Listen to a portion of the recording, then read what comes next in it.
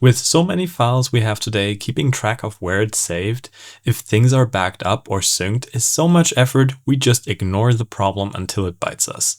Data loss or just scrolling endlessly to find the one picture you want to show, and actually curating your file's media and notes into a second brain are all solved problems.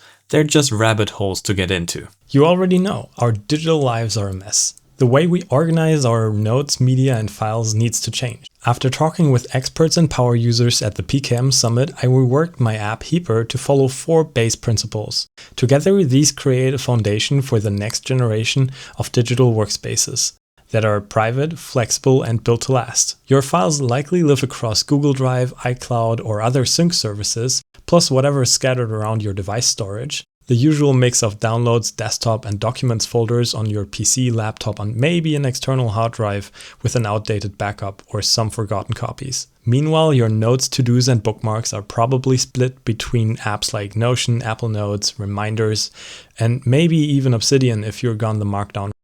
But once you use more than one device, things get messy. To know what's on your device or in the cloud or some computer or external hard drive, the typical case of, oh, I don't have this with me right now. The real shift we need is towards local first thinking. Your data should live on your device by default, instantly accessible even without an internet connection. This shouldn't be something you have to opt into. Notion, for instance, only lets you edit notes offline if you've marked them for offline use, which doesn't help much if you suddenly get disconnected. In contrast, tools like Obsidian always keep your files locally available, just like the rest of your normal documents. Marking items as offline available still has its place, but with a focus on large media files or space-heavy libraries. But we need both. That's where cache control comes in, deciding on which part of your data stays on the device and which can safely live in the cloud only to be pulled on demand. And notes can easily all be local while we apply preview and caching concepts to photos. That's why for photos you already have something else, like Apple Photos or Google Photos to manage your photo stream, those endless scroll feeds of snapshots from your smartphone, to screenshots or vacation photos, maybe even receipts or readings of your water meter. If you don't, your pictures likely just end up on your PC or an external hard drive but are then just siloed away and you can't access them on the go. Local first here means you're able to browse your entire library wherever you are, but only have previews that don't take much storage space. Having these also makes browsing large libraries super fast, which is why file managers often struggle loading your pictures. These don't have these preview images that are much faster to load. This is especially bad if you have a NAS with your media on the network, where you just keep encountering the loading spinner of death, whereas smaller previews are able to load instantly. Cloud services work with replication or RAID setups that can restore data on hardware failure. If your pictures and files are only on one external drive or computer, they might just not exist. Please be sure to at least make occasional backups, preferably onto an external separate hard drive you can just put in your basement or at a friend's or family place. There are great tools available like Restic to create incremental and encrypted backups so you can safely keep your data at other people's places. So in case of a fire or a lightning strike, your data is still recoverable from somewhere else. As the nerd in my circles, it's insane how often I end up doing data recovery on a hard drive that doesn't turn on anymore, or get pictures from a laptop that doesn't boot, just from families and friends' computers, sometimes on 20-year-old hardware that has never been backed up. One note, an old backup is still better than no backup. With having your data under your control comes some responsibility. So for local first to work, your notes are all available on all of your devices as well as previews for your media. This way you can continue to sort or look up critical information everywhere. Full files and media stay on the device that added it and can be loaded to any device that needs it on demand. This way you have always access to your stuff. Having the data locally is just the start though. The next challenge is keeping it consistent across different devices. That's where syncing comes in. There are countless ways of syncing folders and files, but if you used any of them for long enough, you'd know they're far from perfect. Traditional syncing means the newest version wins, overwriting everything else, or worse, you get hit with conflict warnings like online changes, please reload. I thought this wasn't that bad until I recently set up Obsidian on my phone again, opening my vault and tapping 2 notes while it's still downloading. It opened 2 editors that were empty, and I thought, okay, it's still syncing, but as these actually get created as empty files and they're newer, They actually deleted the contents of these nodes from my other devices as well. This is a typical sync conflict. And without any built-in versioning, there was no way to undo this.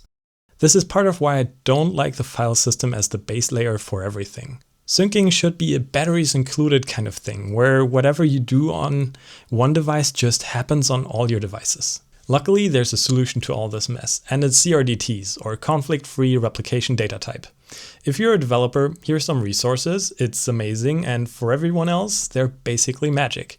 To visualize, notes are not saved as text, but as a series of inputs where we also record where we added something. This allows you to work on two devices, and as soon as one comes back online, add all the additional steps we missed, even if the data has changed on both editors.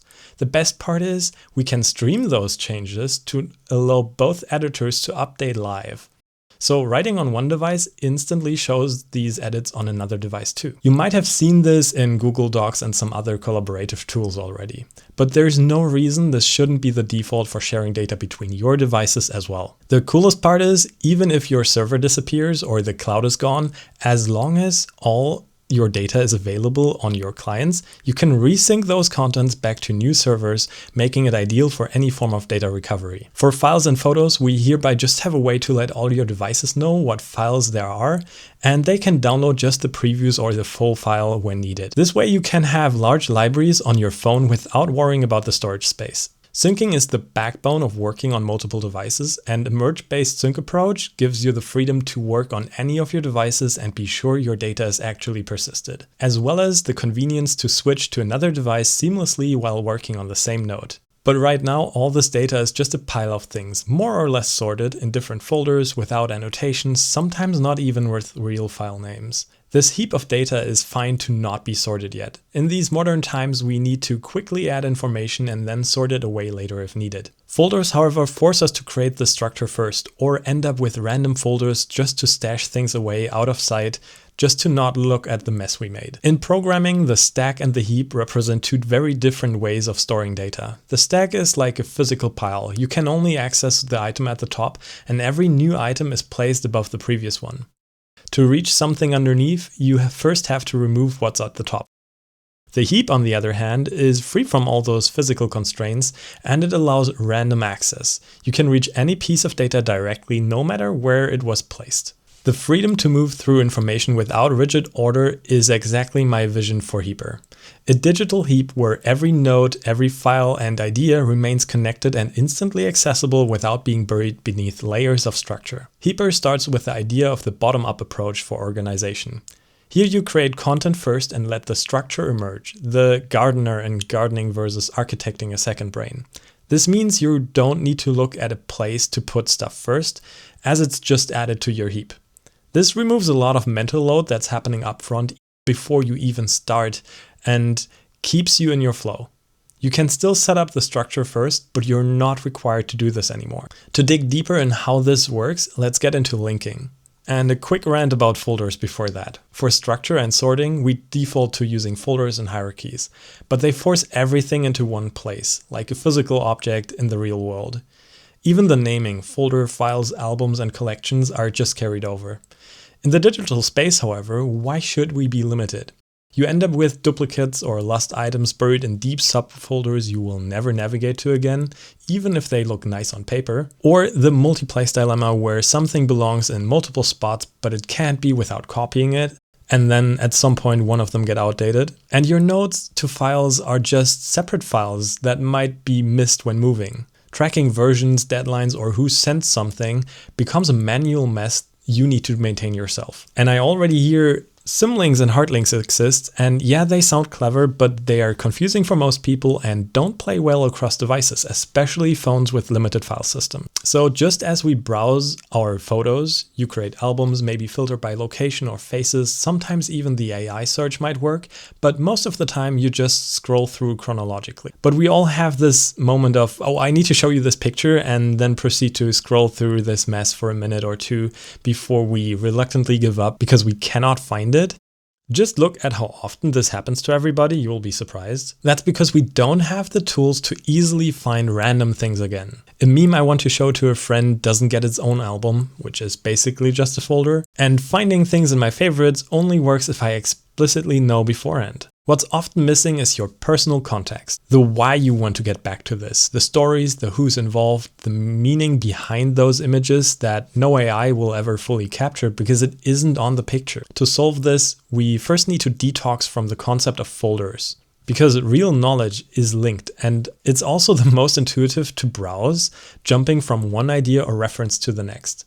It's actually so nice that the Wikipedia game exists, where you try to get from a random page to a target page just by clicking on links in the article. It's actually surprisingly fast and intuitive, which only gets better if it's also your data that you browse.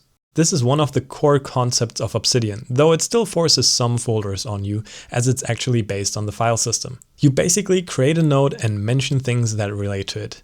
These in turn are other nodes that are either already existing or get created automatically. Usually these links are just the title of your node or a string that acts like a tag, but both have a drawback that they need to be replaced if you rename your node or want to edit the tag or the file name. This is where I want to challenge how we handle data types. Each link should be a block of information. It should not matter if it's a file, a node, or a tag, or even all of these. Blocks in Heaper can be a file and have a rich text node attached to it, where you can add any context you like. A place where you can name things independently of the file name, where you can add anything you need to find it again, or mention related block. A block can also be a node with or without a title. Even all your tags and folders are just nodes. This means anything can have context that you can add and edit however you like, with no restrictions like on the file system. But it always stays with the file or media it's attached to without any sidecar files you could lose. That context could be a date or a deadline, stories, annotations, or anything not baked into the file itself, as most files are not able to add annotations. It also means linking creates a browsable heap where anything acts like a folder, showing the backlinks below. You can also organize your tags the same way you do your notes, as everything is just linked note-taking. The full text search then makes everything findable, and suddenly your data has your meaning just because of the simple context that is added to it.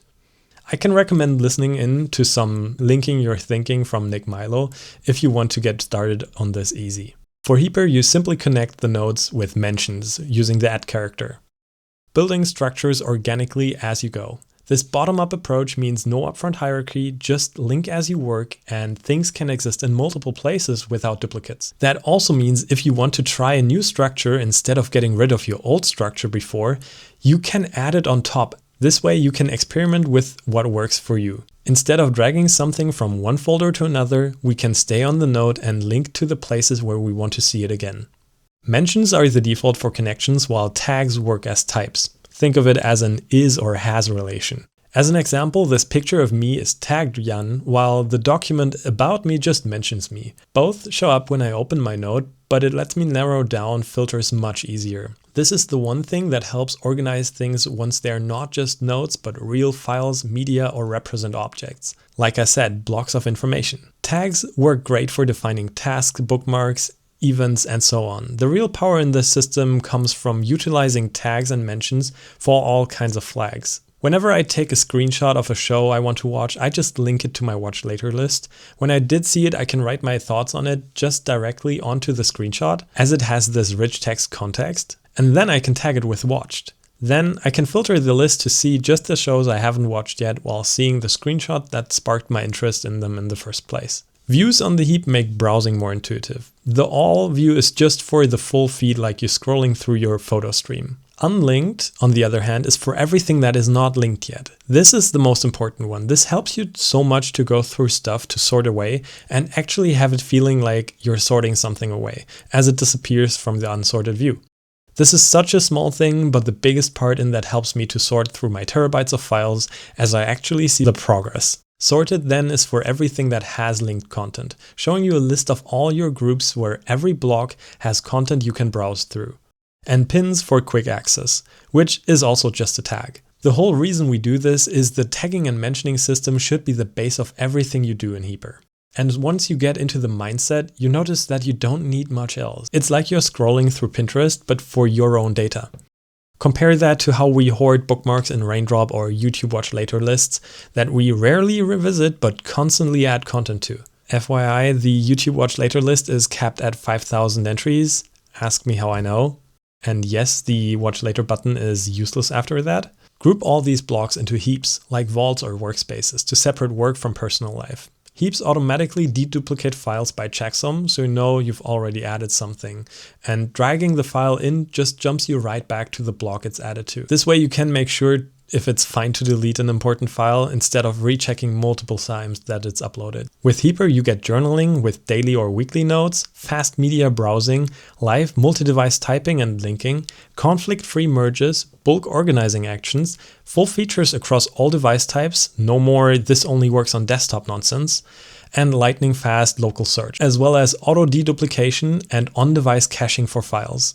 The local files are still stored in a folder on your PC, and your notes are in a local SQLite database with additional JSON and Markdown backups of your notes, so you don't have to trust the CRDTs. I used early versions of this tool for years by myself. Now the core is ready to go public on all platforms, offline first. Cross-platform on iOS, Android, Windows, Linux, and Mac. Web is coming back at some point, and Android is still in the store review, so you might need to get an invite. And this is where most tools stop. But we need one more step: the risk of vendor lock-in and loss of control. Services might get discontinued. Accounts might get locked due to policy changes, and your digital life is gone with a flick of a switch that someone else is at the terminal of. Cheap storage is great, but without true ownership, you're the product. And for Google, it's killing off products left and right. Remember Google Play Music?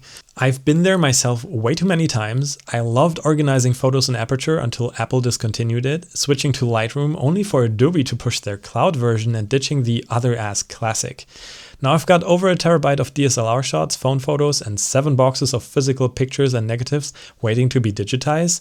And now I'm stuck with having these files in folders that are slow to browse or use a phone app that doesn't even allow me to add tags. What time is this? I can only manage my pictures on my PC?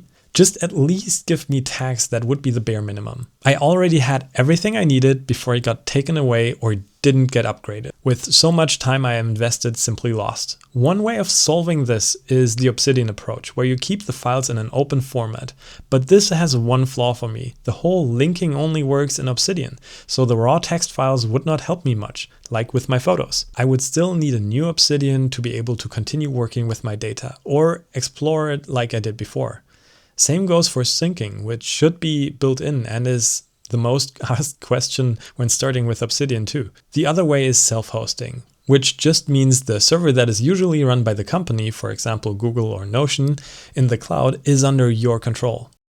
Most common tools that are self-hosted are things like Nextcloud, Plex, Jellyfin, or software built into your NAS, a network-attached storage device. It's key for longevity. Host your sync and storage on a Docker image for full control. No data ever touches external servers, and you keep all the benefits of live syncing. The server-side thumbnail generation for videos and photos. This allows you to manage very large libraries even if you use it just on your phone, as only the server needs to have all the files. And I still think phone-only users without a desktop are way too cast out from many apps, as they require some form of desktop app for all the features. Or just use the hosted version, which I host in the EU for a more Apple Notes kind of experience. You decide per heap, local only, NAS or cloud, and before you think this is just something for professionals that have a server room, it is built so simple that you can just set it up on your laptop as a server with just installing Docker and one command. I have a simple guide on the blog for more details and info on how and where everything is stored, and the server does not need to be online all the time.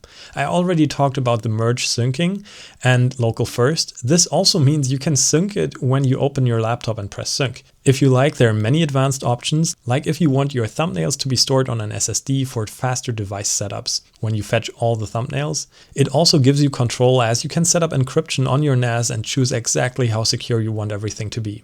You can set the container to only have access to some parts of your drive for the full sandboxed control. This means whatever happens to Heaper in the future, you will always be able to use all the features that are there right now, as there's no cloud server to turn off. Even though the cloud login uses email to link your purchases, Local logins use public and private keys, as well as the server being validatable with their public and private keys, paving the way for more decentral and collaborative features. And yes, without blockchain, decentral as in SSH and PGP, not Bitcoin. And now on to end-to-end encryption.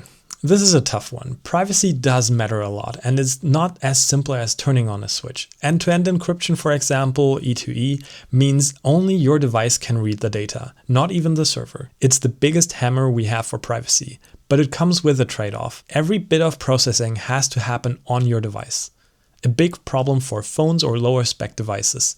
Or server features like integrating with your NAS to scan existing folders and files to import. That's why Heaper uses strong encryption at rest with AES and in transit with TLS. This is so your data stays safe on the platform, remaining fast and usable across all your devices, but it's not using end-to-end encryption. And if you want full control, self-hosting gives you the highest level of privacy, your data on your hardware, with the same features as the hosted cloud version. With new regulations in the EU and UK making E2E increasingly difficult for cloud apps, you might have heard about Apple disabling advanced data protection in the UK. The only truly future-proof path is a decentralized setup where users own their data again. I've linked some resources below if you want to dig deeper on how potentially upcoming laws like chat control could affect privacy online. It's important that more people know what could be coming, but don't worry, Heaper is built with long-term privacy vision in mind. This is why self-hosting is the choice here. It's much harder for laws to prohibit, and the option for full end-to-end encryption may come later as an advanced toggle if possible, much like an Apple system. All these are tough choices to make. Since I started this project, I mainly focused on making the organization system from the simplest possible building blocks. But privacy has different levels, and Heaper allows you to choose from convenient to full encrypted on your own hardware under your control. To be real here, you won't believe how happy it makes me to actually finally show you this whole thing. It has been a lot of work to get this thing done, and I've worked for more than half my life on this project already.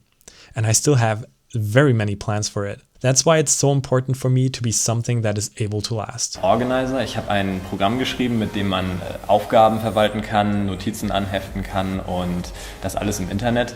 Das Ganze habe ich angefangen im Abitur.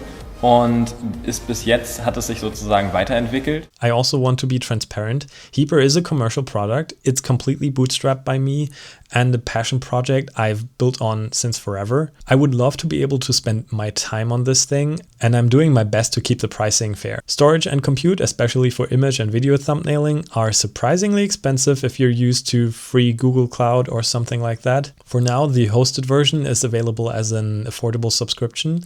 If you prefer more control or more storage, the self-hosting is free for up to 50 gigabytes, and you can unlock more storage with a one-time license. Subscriptions also include self-hosting if you want to support the project in a recurring way, which I'm always glad for. And if you just want to try it out, the offline version is completely free, no account required, perfect for journaling or private note-taking. Heaper's roadmap goes much further. This is the platform for the tools we should have had by now, and I will expand on how to interact with the data in Heaper greatly. Previous web versions already supported Kanban, tasks, calendar, graph, properties, databases, saved filtered views, and even teleprompter, but I'm right now focusing on getting everything working smoothly for everyone and every device. Whenever you're deep in PKM or just start organizing, Heaper hopefully brings in some fresh air, and I hope you like it. But even if you're exploring other tools, these four principles, local access, smart syncing, flexible linking, and actual ownership, are things that apply everywhere. And I just want you to make informed decisions on things that are usually not mentioned. I'm excited to hear from you. Drop a comment on how you handle your notes, media, or files. Is this even resonating with you? I have a feature timeline you can vote on, as well as a bug state tracker, so you know where I'm at. Your feedback is important to shape the future of Heaper, so jump into the discussion with me and others on my Discord. Or check out the next PKM Summit in Europe. Big thanks as well to Herman Koppinger for bringing the PKM Summit to my attention, as it really pushed Heaper to where it is now. Thanks for watching, and happy organizing!